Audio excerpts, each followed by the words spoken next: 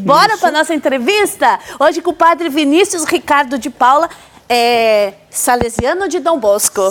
Bem-vindo, padre. Muito obrigado. Mas mais uma vez, bem-vindo, padre. Muito obrigado. Olha, para o senhor sair de lá, né, hoje da verdade. paróquia, é uma programação toda especial que tem lá hoje, não é? Na verdade, a paróquia ela anda com as próprias pernas, né? que Ela bom. respira Nossa Senhora. E nesse ponto eu fico muito contente que o meu povo ele caminha. Ah, que bom. A gente está junto, aconselho o pastor que conhece, com a voz o povo conhece, então a gente está junto ali. Sou muito grato à Nossa Senhora por tudo que ela já proviu para mim ali. É minha primeira vez de pároco. Ah, é? Esse ano eu faço 9 anos de padre. Opa, que beleza. E Parabéns. como bom salesiano, vocês já devem acompanhar, a gente é administrador, a gente é professor em faculdade e agora eu estou como pároco. Então eu estou muito feliz de ter essa dádiva de Deus e poder ser pároco. E tem quanto tempo, mais ou menos, que... Acho que vai trocar só o microfone aí. Quanto tempo na paróquia esse ano? Você chegou esse ano, não? Não, um ano e meio. Um ano e meio. Um ano e meio. Ah, que bom. Eu cheguei em janeiro do ano passado. Antes disso, você trabalhava com... Eu estava em Cruzeiro como diretor financeiro de um colégio. Ixi, Oh, meu do Deus, céu. que virada de chave, padre. A nossa vida é assim, né? Ao mesmo tempo, porque eu, quando me ordenei padre em 2010, eu estava aqui em Campinas na obra social São João Bosco, que é na periferia. Eu E ali conheço eu lá. era financeiro também. Eu conheço lá. Foram 3 anos financeiro, foi aonde eu comecei todo o meu trabalho musical e assim por diante, né? Nossa, que bom. Você- Musical? Isso. Trabalha Eu tenho com- uma banda de evangelização. E aí eu aproveitei Ah, desde você lá. sabia? Eu não sabia. Eu né? adorei. E eu vim aqui na associação apresentar com a criançada da obra social em 90. Não vou lembrar agora, a cabeça está nem ruim. precisa, Nem imagina. precisa. O padre aí já estava aqui, com certeza. Certamente. Então, mas gostei dessa. Olha, a próxima pauta aí, viu, diretora? Próxima isso aí. pauta aí, viu? Hoje a Padre gente- aí com um trabalho legal. É verdade. É Hoje isso a que eu gente estou tá muito comovido, assim, e o nosso desejo verdadeiro é falar dessa ação de vocês, essa relação íntima entre Nossa Senhora Auxiliadora e Dom Bosco, e como que isso vem marcando a congregação, mas também a missão de vocês. Na verdade, algo que nunca fica claro, porque as pessoas olham para São João Bosco e já associam a Auxiliadora.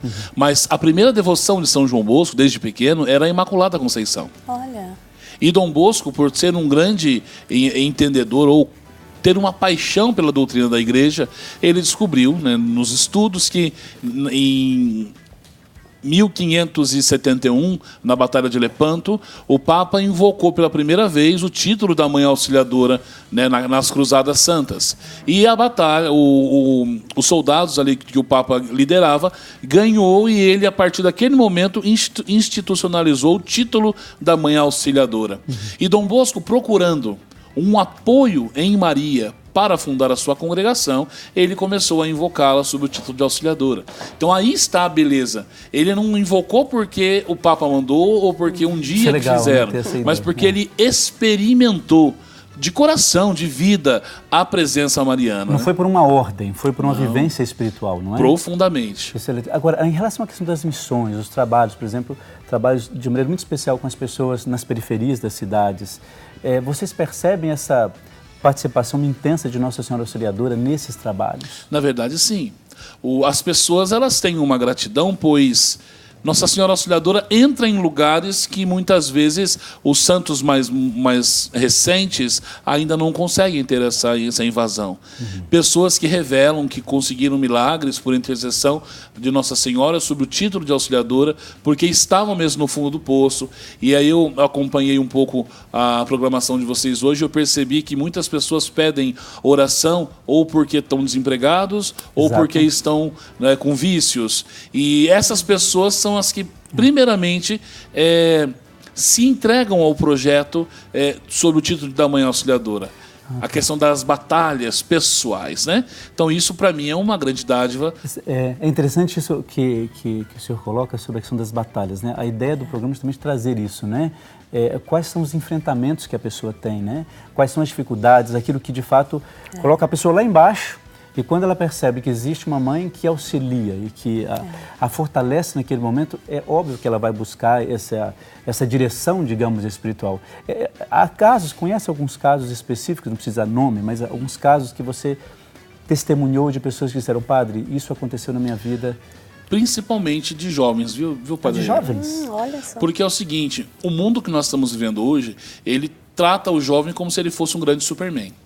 Você é capaz, você pode, se empenha. Essa ideia, né? E aí chega num certo momento, o jovem fala, eu posso, eu consigo. E para poder e para conseguir manter essa imagem, ele passa o outro para trás, muitas vezes ele rouba, ele mente, ele usa de outras artimanhas para que a aparência mostre que ele tem condições. E aí, de repente, você pega alguém com fragilidades, com distúrbios, com dificuldades, mas eles não se apresentam à máscara, porque eles são super-heróis. Eles vão mudar o futuro. E aí a gente pega João Paulo II dizendo, jovens, vocês são o futuro do nosso país, mas o futuro começa agora. E aí desmonta essa visão que os jovens trazem dentro de si.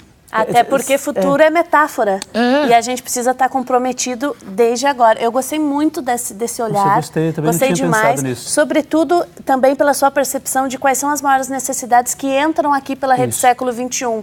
E quanto, gente do céu, quanto pai, quanto a mãe pedindo para o seu filho que é jovem e que está em muitos caminhos. Claro. Né? Agora, nesse caso, pelo trabalho que você tem, percebe-se, a partir disso, que os jovens sente esse peso, por exemplo, uma responsabilidade que às vezes ele pode não conseguir, né? Olha, você é o futuro, mas espera aí, eu não tenho tanta estrutura para ser o futuro assim.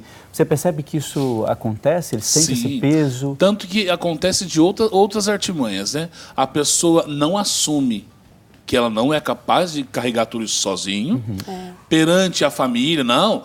Você vai ser um grande médico, você vai ser um grande político, você vai ser um grande advogado.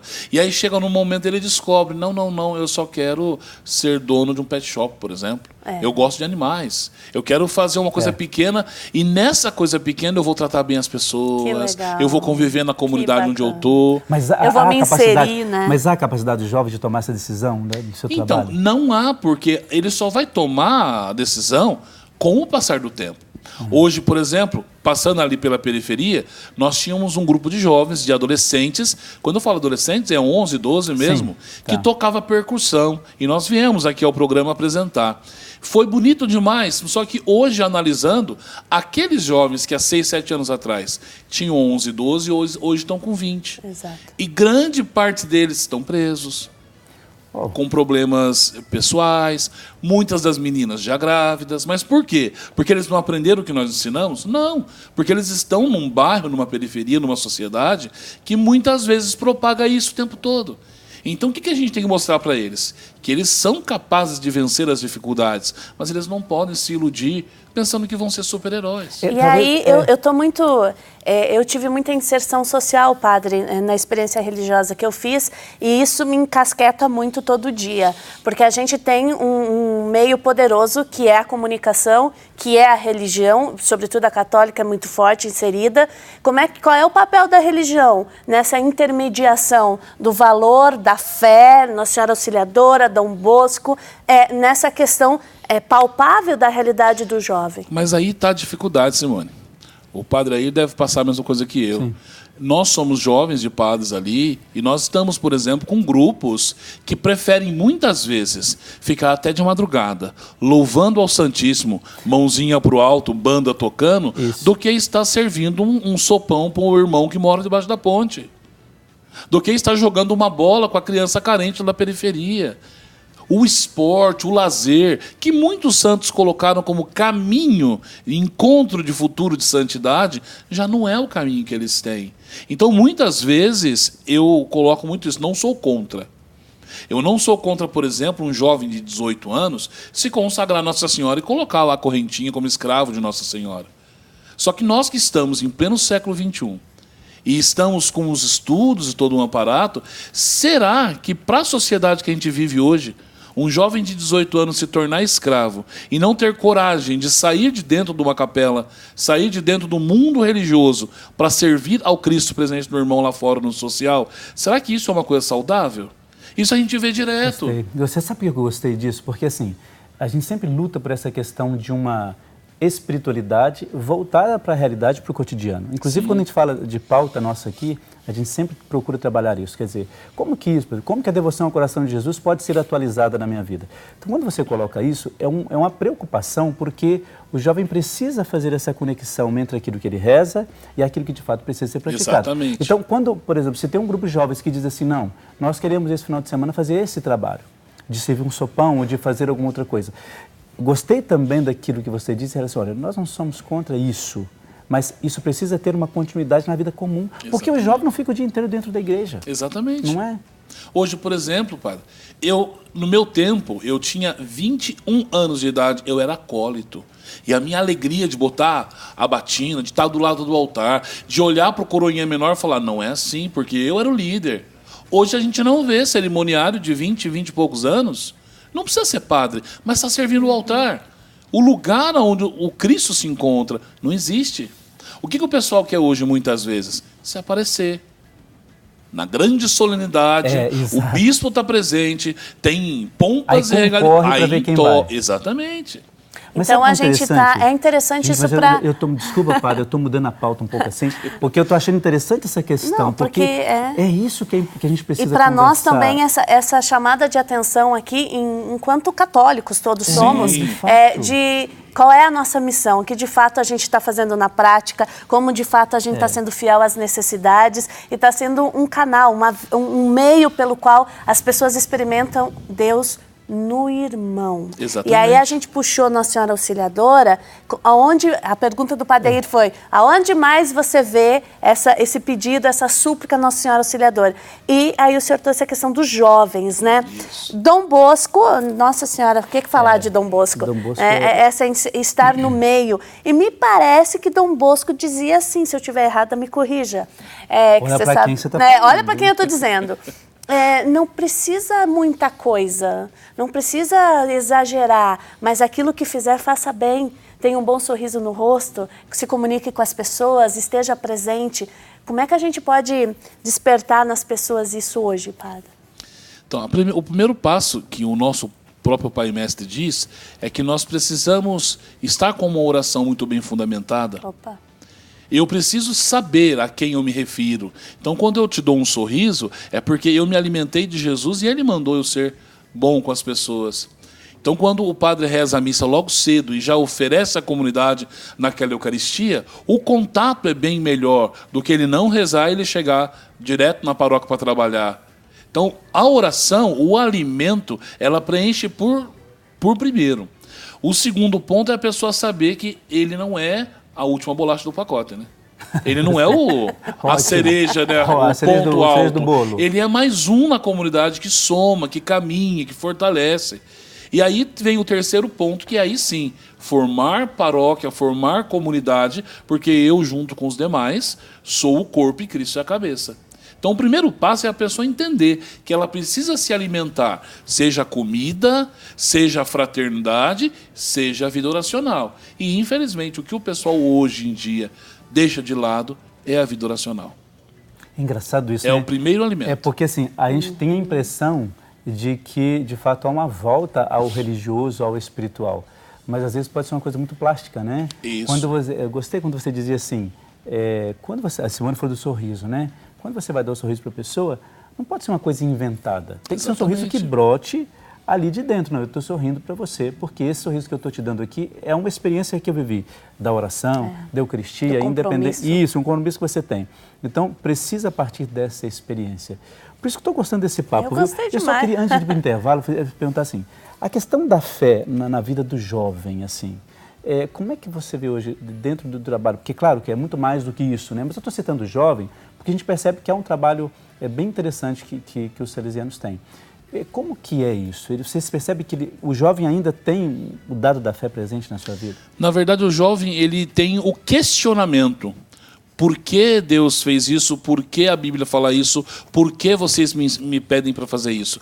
Esse questionamento existe. E como bem sabemos, dentro da teologia, todo questionamento leva a uma crença primária claro. E leva a uma prática. Então, a gente percebe que esse questionamento do jovem mostra que ele quer aprender mas quando vem como imposição e hierarquia, ele vai fora. E, infelizmente, os cursos de crisma de hoje em dia, as formações para noivos e tantas outras coisas, não é que vem como parceria, vem a igreja falou. Então, eu sinto que isso não é de hoje, padre.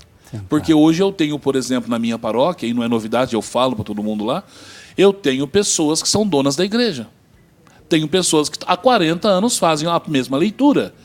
Pessoas que estão na coordenação de grupos há 30 anos. E você fala, minha filha, pelo amor de Deus, meu filho, vamos sair da pastoral e vamos para outro lugar? Ah, mas eu só sei fazer isso.